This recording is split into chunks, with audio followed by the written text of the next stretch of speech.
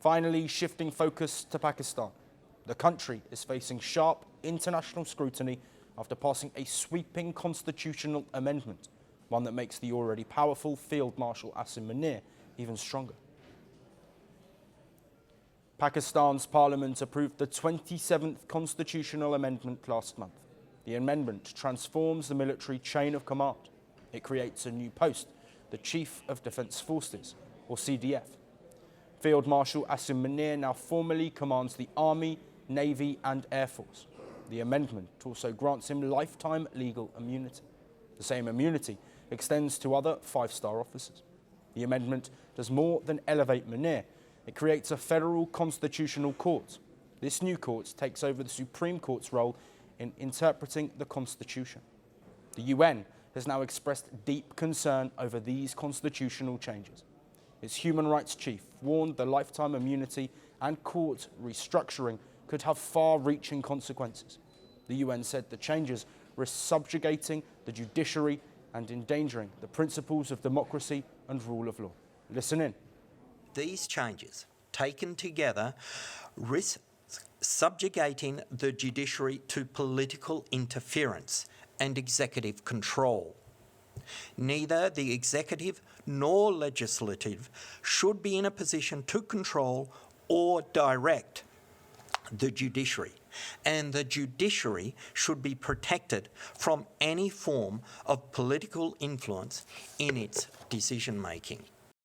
The UN also flagged the speed and secrecy behind the amendment's passage, saying it sailed through Parliament without meaningful debate or consultation.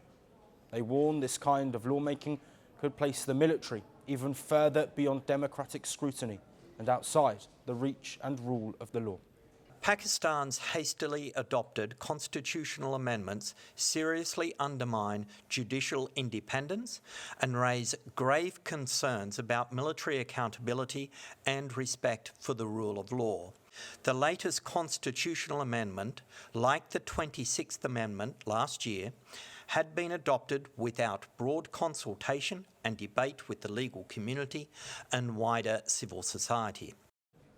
But Pakistan has brushed aside the UN's warning.